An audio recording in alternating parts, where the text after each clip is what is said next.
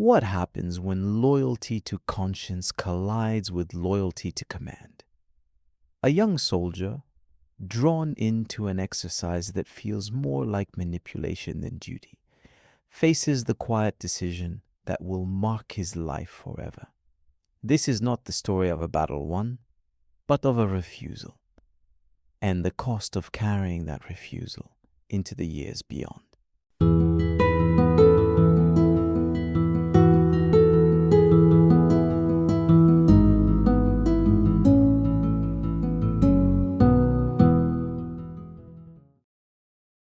The young man wore the uniform well enough. He kept his boots clean, his corners sharp. He spoke with the low deference expected of men who knew their place within the chain. No one expected greatness from him, but he was steady, solid, and that counted for more than most people thought.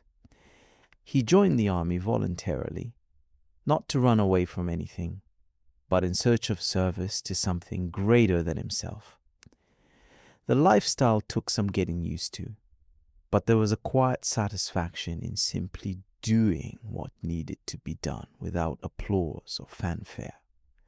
For years, he showed up for formation every morning and afternoon without incident. He took the tough assignments without complaint. He learned to keep his thoughts to himself, to navigate the politics within the unit with discretion, and to identify which hills are just not worth dying on. He was reliable, predictable.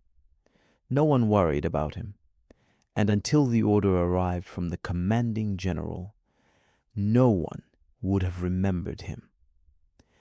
The order came through normal channels, framed as a routine urban operations readiness drill. He'd done a dozen like it before, most of the time on the base, occasionally in training zones mocked up to look like civilian neighborhoods, always with unloaded weapons, blank rounds at most. The safety protocols were always emphasized to the point of exhaustion. The illusion was for the troops, not the public. But this time was different. The setting wasn't a training facility. It was a real civilian neighborhood outside the base perimeter. Quiet, peaceful, working-class people, with no advance notice to residents. And this time, the weapons weren't inert. They were live. No rounds chambered, they said. Magazines inserted, but safeties on. Just in case precautions. He read and reread the brief. There was no threat, no terrorist cell, no hostage scenario. It was a simulation, but one that blurred the line, intentionally, it seemed, between readiness and intimidation. He imagined kids riding bikes down the road, mothers unloading groceries with crying babies in the back seat of the car. Then a line of men in uniform sweeping down the block with rifles that may or may not be safe. He asked for clarification from his squad leader. He was quiet and respectful. The NCO's answer was quick and cold. Our job is not to moralize, it's to execute. Then a pause. You good with that, Sergeant? He wasn't, and he didn't report for the drill as ordered. The shift happened quickly, without spectacle. He wasn't court-martialed, nor was he necessarily persona non grata among his peers. He was reassigned to the fence. That's what they called the dead-end post, nestled along a demilitarized zone between two nations that hadn't spoken in decades. It was the kind of place where careers went to die, where orders looped endlessly through static and weather reports, where the silence was more oppressive than the cold. He accepted the assignment and reported without protest. He retained his rank, on paper at least, but his status among the troops was irrevocably tarnished. The men stationed at the fence already knew of him, what he had done and what he was. Not disloyal, not necessarily a whistleblower, just unaligned, dangerous in the quietest way a man can be, one who listens to something deeper than policy. They kept their distance. He did the same.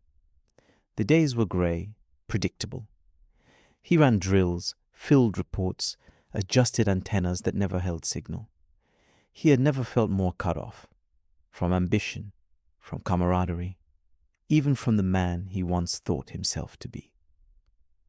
But the days passed, just as they had prior to the order. He began listening to podcasts during the long days standing watch. At night, he read, not modern military tactics, but the classics, tales about monks and soldiers, and the long silence between obedience and understanding. He started waking before the others, just to see the horizon go from steel to gold and back again. It was the only part of the day that didn't expect an explanation for his actions. Eventually, they moved him again. This time to Taiwan, to a tiny post commanded by a major, run by a sergeant first class, and no clear mission. After settling in, he recalled one of those quiet mornings at the fence when he had found a book someone had left behind in the rec room. Its spine was cracked, the pages annotated in pencil. It wasn't military reading. It was old stories, ancient myths, monks and martyrs, kings and fools.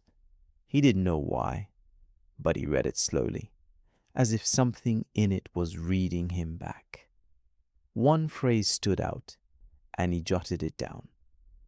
You must descend before you ascend. He did not know what it meant, not exactly, but it stayed with him. Eventually, his service time came up, and the uniform came off. The war, if it had ever existed, passed him by.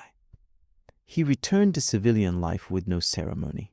He got married, found a satisfying career, and raised a son. He didn't talk about what happened, not because he was afraid to, but because he didn't feel he needed to explain it. Not that anyone ever asked.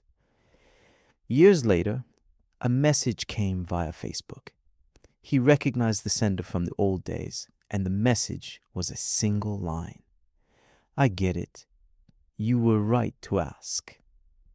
He archived the message, and then he stood, made his morning coffee, and watched the morning rise over the house across the street.